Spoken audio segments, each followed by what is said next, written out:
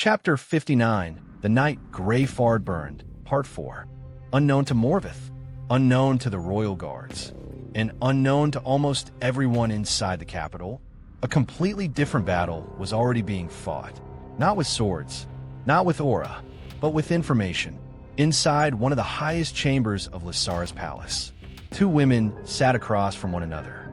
A massive table separated them. Dozens of reports covered its surface. Betting records, profit statements, tournament projections. The result of weeks of careful planning. For several minutes, the only sound inside the room was the turning of pages. Neither woman appeared rushed. Neither appeared worried. At first glance, it looked like nothing more than an ordinary meeting. But appearances were often deceptive. Eventually, the mysterious woman in white lowered one of the reports. Then she looked directly at Lyssara. Her expression carried unusual seriousness. "Are you absolutely certain?" The question caused Lyssara to pause. The report in her hand stopped moving. For several moments, she simply stared toward the palace window, lost in thought. Then finally, she nodded. Yes. The mysterious woman remained silent, waiting. Lyssara slowly closed the report before speaking again. "We cannot afford uncertainty." Her golden eyes narrowed slightly. "If the rumors are true, then everything changes."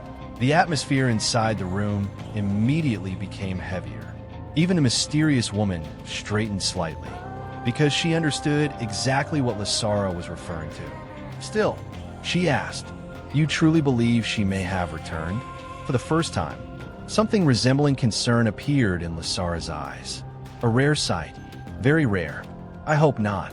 The answer came immediately, almost too quickly, and somehow, that answer felt more worrying than anything else. The mysterious woman slowly folded her arms. Lyssara continued, "If she has truly returned after all these years, then every plan we have spent years building becomes meaningless." The room fell silent. Neither woman enjoyed that possibility. Then Lyssara spoke again, quieter this time. "And if her right-hand man returned alongside her?" She never finished the sentence. She didn't need to. The meaning was already clear. Disaster. The mysterious woman exhaled slowly.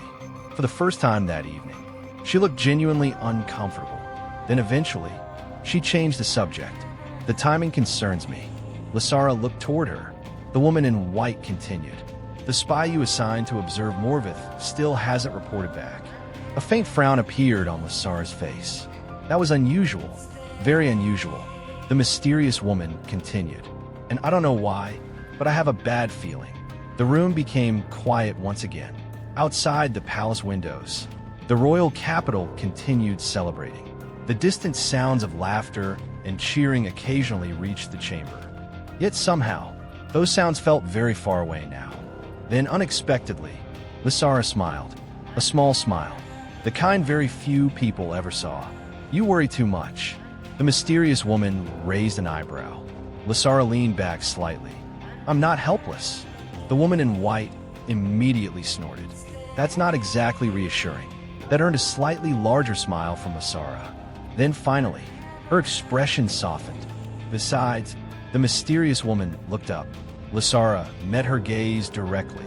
"There is no one else I trust with this." For several moments, the woman in white simply stared at her, completely silent. Then eventually, she laughed. A quiet laugh. A genuine one. "Trust. That's a dangerous thing for people like us." Lyssara smirked. "Then perhaps we're already in danger." The mysterious woman shook her head helplessly. Then finally, she stood. "As you wish. I'll investigate the matter personally." Slowly, she began walking toward the balcony. Moonlight illuminated her white clothing. The night wind moved gently through her hair.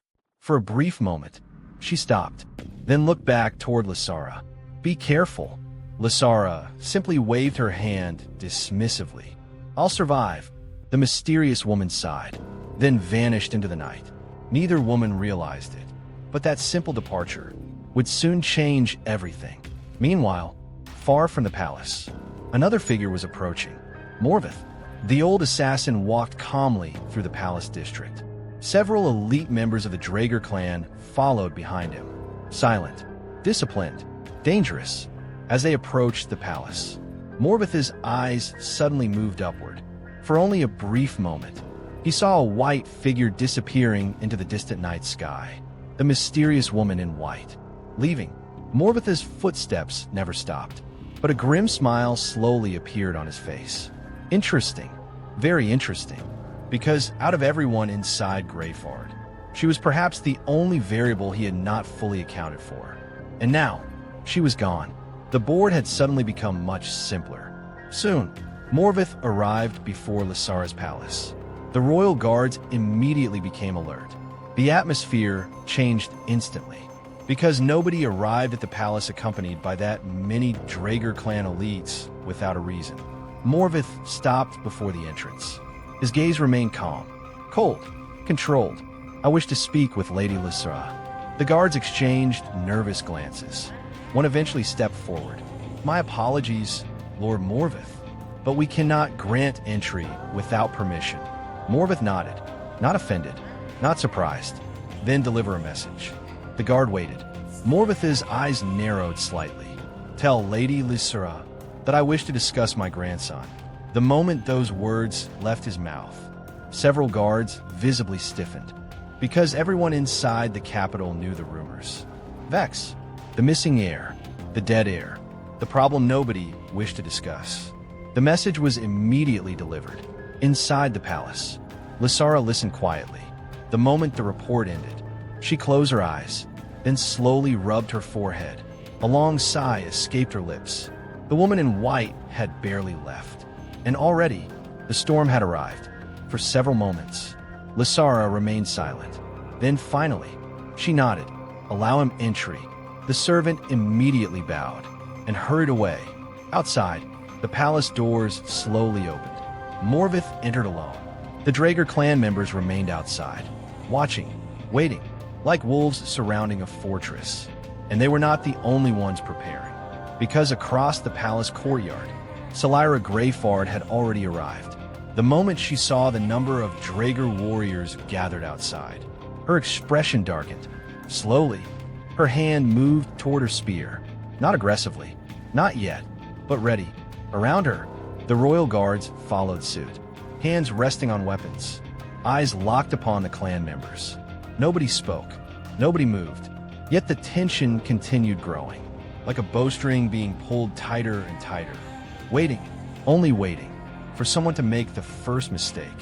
Inside the palace, Morveth and Lyssara finally faced one another. One represented authority, the other represented vengeance.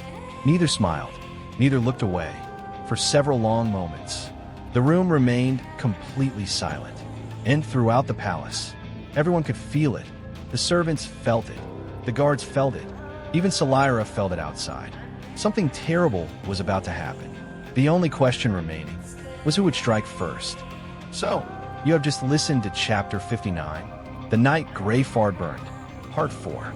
After uncovering the truth behind Vex's fate, after exposing the conspiracy hidden within Greyfard, Morveth has finally arrived before Lady Lyssara. And now, the two most dangerous people in Greyfard stand face to face. But the question remains, what will happen when vengeance confronts authority? Will Lyssara reveal the truth, or will Morveth force it from her? And perhaps more importantly, who will make the first move? The answer awaits in Part 5. Part 5 is currently in production and will be released soon. So if you're enjoying The Broken Realm and want to continue this journey through Mungren, make sure to subscribe and turn on notifications.